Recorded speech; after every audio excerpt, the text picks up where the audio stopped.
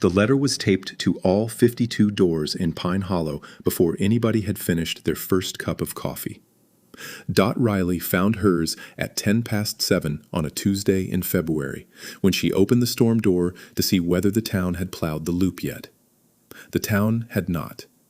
There was a plain white envelope stuck to the aluminum with 2 strips of blue painter's tape, and it had her lot number written on it in pen, and nothing else. Lot 14. 31 years on Lot 14. She stood in the cold in her robe and read it twice, and then she read the second page, which was the part that mattered. And then she looked up and saw Bunny Nadeau standing out in the middle of the unplowed road in a parka thrown over her pajamas, holding her own envelope the way people hold a jury summons. Notice of intent to sell.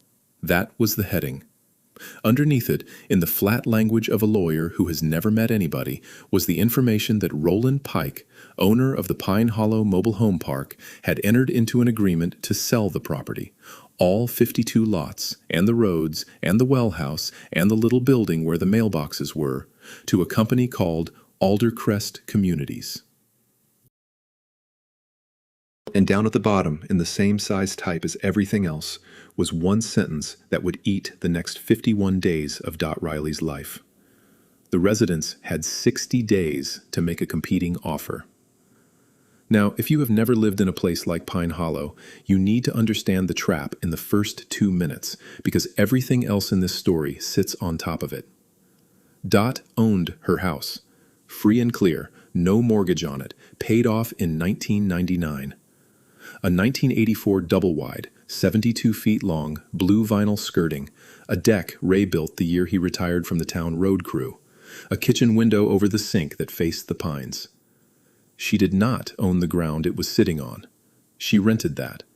$415 a month, due on the 1st, to Roland Pike, who had owned the park since 1978 and had raised the lot rent maybe 6 times in all those years, always by $10 or $15, always with a hand-typed note that apologized for it. So the house was hers and the dirt was his, and that sounds like a technicality until somebody tells you the dirt has been sold. Because here is the thing people who have never done it do not know. You cannot move a house like that. Not really. The younger ones, the newer homes, maybe. A 2010 single-wide with a decent frame, you can jack it, you can haul it, and you will pay $10,000 or $12,000 for the privilege. And you will still need a park with an open lot, and there was not an open lot within an hour of Ashford in either direction. But a 1984? A 1979? Half the homes in Pine Hollow would come apart on the highway. Everybody knew it. Teddy LaChance, who had done the maintenance in that park for 22 years, said it plainer than the engineers ever did. You do not move those, he said. You bury them where they sit. Which means a lot rent increase in a park like Pine Hollow is not a rent increase. It is an eviction with better manners.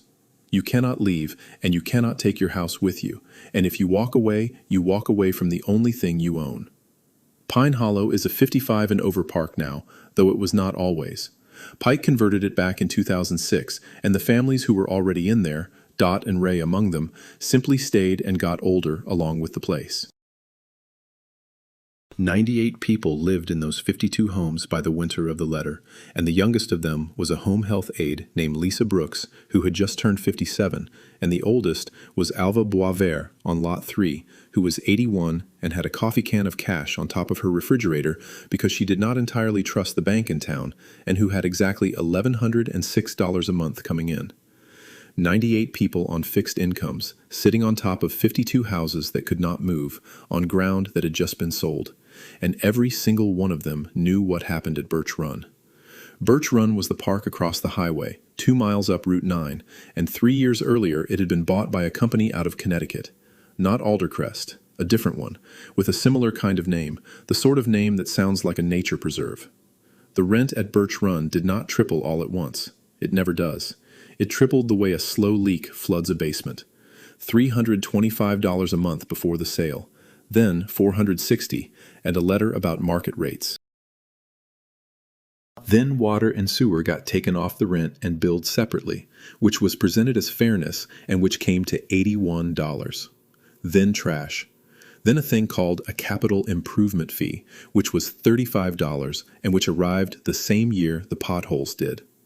By the third year, the people at Birch Run were paying $940 a month for a patch of gravel and a water line, and 11 households were gone, and 4 of those homes were still sitting there empty with the windows dark, because nobody could move them and nobody could sell them. That was the future that got taped to 52 doors in Pine Hollow on a Tuesday morning in February. Dot went back inside, and Ray was up, standing at the counter in his flannel with his coffee, and she put the letter down next to the sugar and did not say anything for a minute. Ray read it. Ray was 64 and had spent 30 years driving a plow truck for the town of Ashford, which is a job that teaches a man to look at a thing coming toward him and estimate exactly how much of it he can do something about. 60 days, he said, to buy a whole park. Dot said, apparently. He set down his cup. Dorothy, he said, and he only used that when he meant it. We don't have that kind of money. Nobody on this loop has that kind of money. Alva keeps hers in a can, and Dot Reilly, who was 61 years old and had been retired for 8 months from running the kitchen at Ashford Middle School, said the sentence that started all of it, and she did not say it bravely. She said it the way you say a thing you have already decided to be annoyed about. She said, then somebody should probably find out what the sentence at the bottom actually means. Here is what nobody at Aldercrest Communities knew about the woman on Lot 14, and here is why they lost. For 26 years, Dot Reilly fed 410 children a day on $1.19 a plate. That is what a school cafeteria manager does, and it is not ladling. It is procurement. It is a bid cycle and a commodity allocation and a per-plate cost you have to hit or the state pulls your reimbursement. It is a walk-in cooler with a temperature log that gets initialed twice a shift because if it is not initialed, the health inspector writes you up whether the milk was cold or not. She had sat across from a state auditor at a folding table in a school basement and watched him go through her paperwork line by line for 2 days. She had learned, in that room, the single most useful thing she would ever know, which was this. The person with the documents wins, not the person who is right, and not the person who is loudest. The person who can put a piece of paper on the table and say, here is the date, here is the signature, here is where the rule says so. So Dot did not organize a protest. She did not write a letter to the editor of the county paper. She got a legal pad, and she wrote down what she did not know, which took most of the front page. And then she started making phone calls in the order the questions were written. The first call was to the number at the bottom of the notice, which belonged to a real estate broker in Nashua named Dennis Farrow, who turned out to be Roland Pike's son-in-law, which explained a great deal about the entire situation, and which Dot filed away without comment. Farrow was pleasant. That is the part people always get wrong when they tell these stories afterward. He was not a monster on the phone. He was pleasant and busy, and he had that voice men get when they are talking to somebody they have already finished talking to. She asked him what the 60 days meant exactly, what a competing offer had to look like, where the residents were supposed to send it. And Dennis Farrow said, and Dot wrote it on the legal pad exactly, word for word, because 26 years of auditors had taught her to write things down while they are still in the air. He said, honestly, it's a formality. The state makes us put it in. He said, nobody's ever done it in this county. And then he laughed, not cruelly, just the way you laugh at a dog trying to get up on the couch. And he said, but hey, you've got 60 days. Knock yourselves out. Dot thanked him for his time. She hung up. She underlined the word formality twice. Then she called the state. It took 4 transfers and most of an afternoon, and the woman she finally got on the phone in Concord worked for the agency that oversees manufactured housing parks, and she was, of all things, delighted. She said she almost never got this call in the first week. She said usually people called on day 45, crying. And she explained the law, which Dot copied down in the block letters she used for delivery invoices. If the owner of a manufactured housing park in New Hampshire intends to sell, he has to notify the residents in writing and notify the state, and from that notice, the residents get 60 days to submit a bona fide offer to purchase the park themselves, usually by forming a cooperative that every household can join. The park owner is not required to take a low ball. He is required to give the residents a real shot at matching. 60 days to organize 98 people, form a legal entity, get an appraisal, do due diligence on a water system, and close on a multi-million-dollar commercial real estate transaction. Then the woman said the thing that changed the whole shape of the next 2 months. She said, "You know there's a nonprofit that does nothing but this, right? They'll send somebody up. There's about 150 resident-owned parks in this state already." Dot put her pen down. 150, she said. The woman in Concord said, "Give or take. First one was in 1984. It's the whole reason the law exists."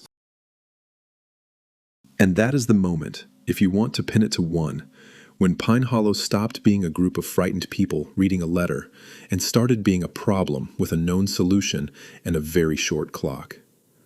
The first meeting was the following Thursday, in the Fellowship Hall of the Methodist Church on Depot Street, because there is no building in Pine Hollow big enough to hold 98 people, and there never had been. It was 9 degrees out. The church let them have the room for free, and Bunny Nadeau made 2 urns of coffee and brought a plate of those pinwheel cookies with a raspberry in the middle. 63 people came. Dot counted, because she counted everything. And that meeting was, by every measure Dot could think of afterward, a disaster. It went bad in the first 15 minutes, and it went bad in all the directions at once, which is what happens when frightened people finally get in a room together. Walt Kimball, who was 74 and had spent 38 years as an electrician at the paper mill in Berlin before it closed, stood up before the nonprofit fellow had finished his first sentence and said he had not moved out here at his age to buy into some kind of commune, and that he had seen what happened when a bunch of people owned a thing together, which was that 4 of them did the work and the rest complained about it. A man on Lot 41 wanted to know who was going to pay for the paving, since Roland had promised paving in 2019. Alva Boisvert, from a folding chair in the second row, in a voice that was not made for a room that size, said that 415 was already more than she could do some months, and if it went to 500, she would have to decide between the lot rent and her pills. And she said that out loud in front of 62 of her neighbors, which cost her something. And a woman Dot did not know well, on one of the newer lots up by the entrance, asked the question that emptied the air out of the room. She said, "What happens to us if we try this and we fail?" Nobody answered her for a second. Then the fellow from the nonprofit, whose name was Greg Willett, and who was about 35, and who had a canvas bag full of binders and the specific calm of a man who has watched this exact meeting go sideways 40 times, said the honest thing. He said, "If you fail, the sale goes through, and you are in the same position you are in this morning." He said, "The risk is not your houses. The risk is your time, and about $1,400 of non-refundable deposit money, and a lot of your winter." Then he said, "And I will tell you the other part because you will hear it from somebody eventually. If we do this and you buy the park, your lot rent goes up. Not to 900, but it goes up." That did not go over well either.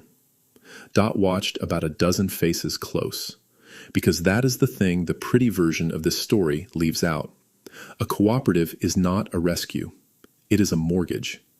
98 people on fixed incomes were being asked to take on commercial debt on a 52-lot park with a 1968 water system, and the reason the payment would be lower than Aldercrest's rent had nothing to do with love or community. It had to do with the fact that a cooperative does not need to return 14% to anybody in Connecticut. The meeting broke up at 9 with no vote taken and a sign-up sheet that had 19 names on it out of 52 households. Dot drove home the 1.5 in Ray's truck because her car did not like the cold, and she sat in the driveway on Lot 14 with the engine running and the heater going, and she did the arithmetic she had been avoiding. 19 households. They needed a supermajority of the 52 just to form the thing. 51 days left. Ray came out on the deck in his coat and stood there and let her sit. When she finally came in, he said, "That bad?" And she said, "Worse." Then she said, "Walt Kimball's not wrong either. That's the problem."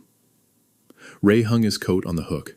He said, So what did you do all those years when the state told you a plate had to come in under $1.19 and you knew it couldn't?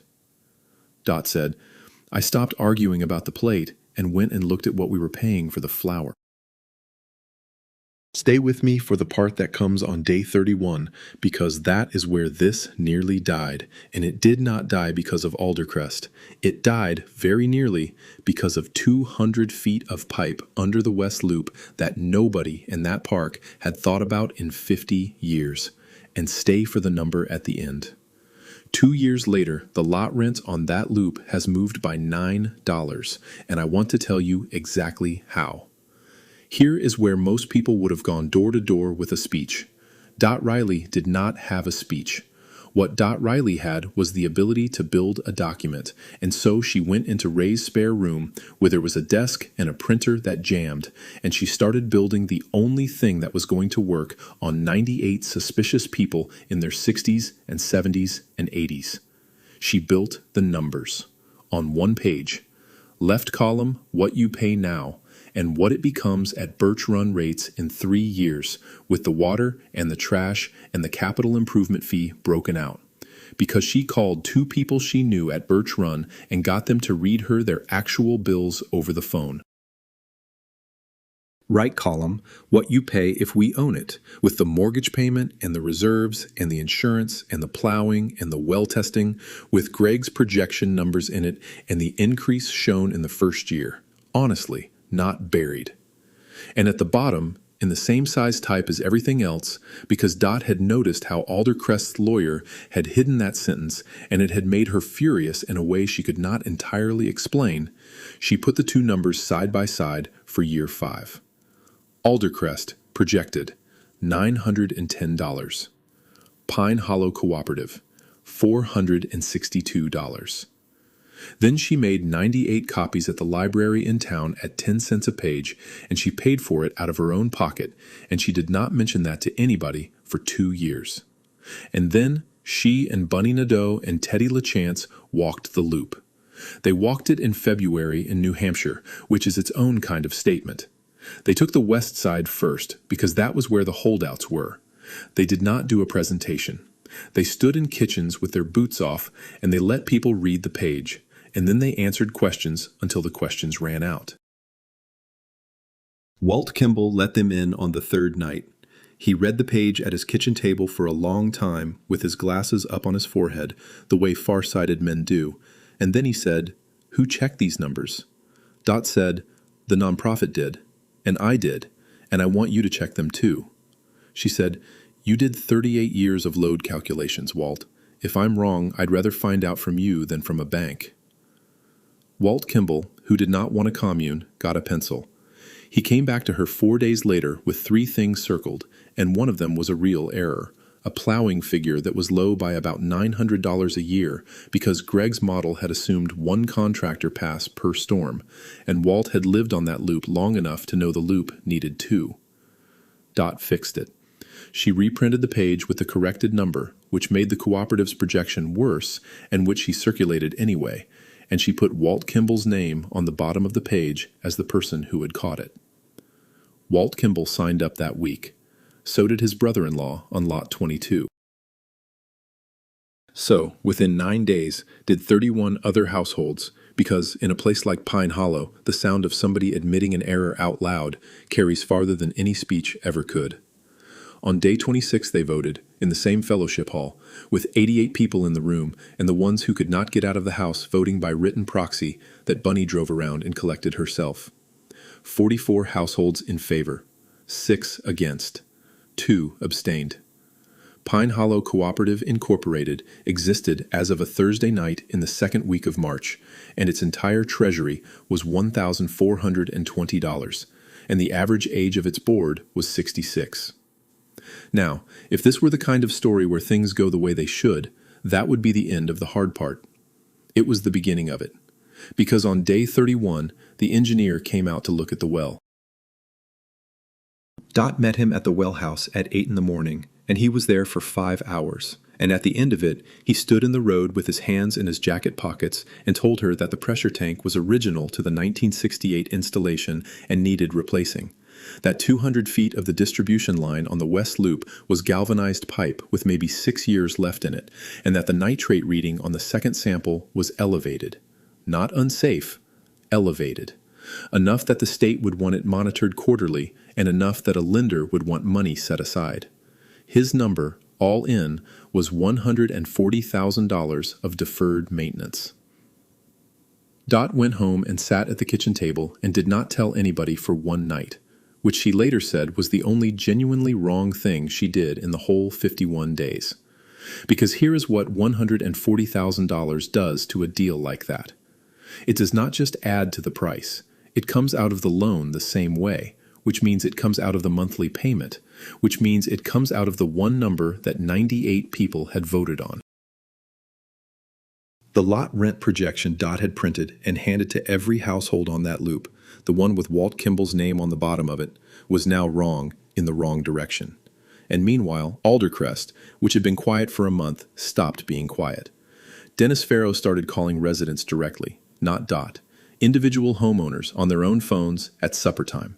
He was pleasant on those calls, too. He wanted people to know that Aldercrest was a family company, that they had no plans for a rent increase in the first year, that there had been some misinformation going around, and he understood people were upset, and that if the cooperative deal fell apart late in the process, well, the new owners would remember who had been reasonable. That last part was never said as a threat. It never is. It was said as concern. Alva Boisvert called Dot at 9 at night after one of those calls, and she was crying, and she said, "They told me the co-op is going to charge me $600. Is that true? And I have to know, Dorothy, because I can't." So Dot Reilly did the thing she had been avoiding, and it is the whole reason I wanted to tell you this one. She called an emergency meeting for the following Monday, and she stood up in front of the fellowship hall with the engineer's report in her hand, and she read them the bad news herself, out loud, before anybody could hear it from Dennis Farrow. $140,000, she said. The well house, the West Loop pipe, the nitrate monitoring. It is real. It is not going away, and it does not go away if Aldercrest buys this park either.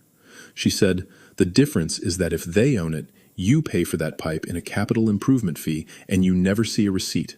And if we own it, you pay for that pipe and you get the pipe.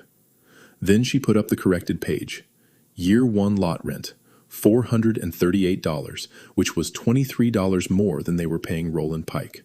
Year 5, $491. Aldercrest Year 5, still $910. And Alva Boisvert stood up in the second row, all 4'11" of her, and asked her question again, in front of everybody, because she had stopped being embarrassed about it somewhere in the last 3 weeks.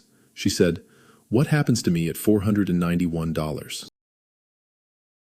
And Walt Kimball, of all people, said, without standing up and without asking anybody's permission, we write a hardship policy into the bylaws. He said, we're the landlord now. Landlords can do that, so we do that. That is not a speech either. But 60 people heard an electrician who did not want a commune invent one in about 9 seconds, and nobody voted to quit that night. The last 19 days were paperwork, and paperwork is where they won. Greg's nonprofit brought in the lender that finances these deals, and the lender wanted what lenders want, 12 months of rent rolls, proof of collections, certificates of occupancy, a survey, environmental review on the old fuel oil tanks behind Lot 49, insurance binder, signed membership agreements from a supermajority of households, notarized. Roland Pike's records were, to be generous about it, a shoebox. 46 years of a park run out of a hand-typed ledger by a man who knew everybody's name and had never once run a credit check. So Dot rebuilt them, lot by lot, from the residents' side. She sat in the fellowship hall 4 evenings a week with a card table and a folding chair and a cash box and asked 98 people to bring her their canceled checks and their rent receipts and their bank statements, and she built a rent roll from the bottom up, from the paper the tenants had kept in their own kitchen drawers, and she reconciled it against Pike's ledger line by line the way an auditor had once done to her in a school basement. She found 4 lots where Pike had been undercharging for years and had apparently never noticed. She reported those to the lender too, and she went and told those 4 households in person before the number showed up in a document, because she had learned in February what a surprise on paper does to a person's trust. The closing was on a Tuesday in April, 9 days before the 60-day clock ran out. They did it at a lawyer's office in Concord, in a conference room with a long table, and the cooperative sent 5 people because that was all the board there was: Dot, Walt, Bunny, Teddy, and Lisa Brooks, who, at 57, was the youngest resident in the park and who took the minutes. $2,100,000 for 52 lots, 31 acres, the roads, the well, and the little building with the mailboxes. Dennis Farrow was there for his father-in-law. He shook Dot's hand at the end of it, and he had the grace to look like a man who had learned something, and he said, "I honestly did not think you people could do it." And Dot Reilly, who had been up since 4, said the only unkind thing she said in the entire 51 days. She said, "That was the part we were counting on." Roland Pike got his money, all of it, the same as he would have from Connecticut. That is worth saying, because people always want the old man to be the villain of this, and he was not. He was 83 and tired, and he had let his son-in-law handle it, and letting somebody else handle it is how most of the damage in this world gets done. Here is what happened next, which is the part I actually wanted to get to. That was 2 years ago this spring. The residents of Pine Hollow own Pine Hollow. There are 52 lots, and every household that lives there is a member of the cooperative. 1 household, 1 vote, and Alva Boisvert on Lot 3 has exactly the same vote as Walt Kimball, who reads the financials line by line every quarter and finds something every single time, which is why they keep re-electing him treasurer. In 2 years, the lot rent has gone up a total of $9, $415 when the letter got taped to the door, $424 now. There was supposed to be a bigger increase in the second year, and there was not one, because they came in under the plowing budget, which happened because Teddy LaChance renegotiated the contract with a fellow he went to high school with, and because the winter was mild, and because when you own the road, you do not need to make anybody in Connecticut 14%. The pressure tank got replaced the 1st September. The West Loop pipe is being done in 3 sections, 2 of them finished, the 3rd scheduled for next summer, and the nitrate is monitored quarterly, and the results get posted on the corkboard by the mailboxes where anybody can read them, which was Lisa Brooks's idea. There is a hardship policy in the bylaws. Article 11. It has been used 4 times in 2 years, twice for the same household, and no name has ever been read out loud in a meeting, because Dot wrote that part in herself. Across the highway, Birch Run went to $985 last year. 6 more homes sit empty there. Nobody has bought them because nobody can move them. And Dot Reilly is the chair of the board of Pine Hollow Cooperative, which is a thing she has never once claimed to want. She ran the first year because somebody had to, and she has been re-elected twice by 98 people who have noticed over 2 years that she still reads the whole document before she signs it and still says the bad number out loud first. She is 63 now. She keeps the co-op's files in the spare room, in a 2-drawer cabinet Ray brought home from the town offices when they upgraded. Meetings are the 2nd Tuesday. Bunny still brings the pinwheel cookies. Last winter, a woman called Dot from a park down near Keene, 81 lots, and read her the heading of a letter that had been taped to her door. Notice of intent to sell. Dot Reilly said, "Do you have a pen?" Because the first thing you're going to want is a legal pad. I think about the pleasant voice on that first phone call more than anything else in this story. Honestly, it's a formality. Nobody's ever done it in this county. Knock yourselves out. He was not lying. That is what gets me. As far as he knew, that sentence at the bottom of the notice was decoration, a thing the state made him print, in the same size type as everything else so that nobody would ever read it. 98 people over the age of 55 read it. Then one of them got a legal pad and started at the top. Nobody yelled. Nobody went viral. There was no scene in a parking lot. There was a corrected spreadsheet with an electrician's name on the bottom of it, a rent roll rebuilt out of canceled checks from 98 kitchen drawers, and a closing in Concord with 9 days on the clock. The porch lights on that loop are still on at night, and every one of them is over ground the person inside owns a piece of. If you got something out of this one, a like helps more than you would think, and it is free. And subscribing means the next one finds you. Now I want to hear from you, because there is a real argument buried in this. Walt Kimball said it out loud in that first meeting, and I do not think he was entirely wrong. 4 people end up doing all the work, and everybody else complains at the annual meeting. Would you buy in with your neighbors if it meant your name on commercial debt at 70 years old? Or would you take your chances with a landlord who at least owns the risk himself? Be honest. And tell me what state you are listening from and how old you are, because I have a feeling the answers to this one split by both, and I would love to see whether I am right.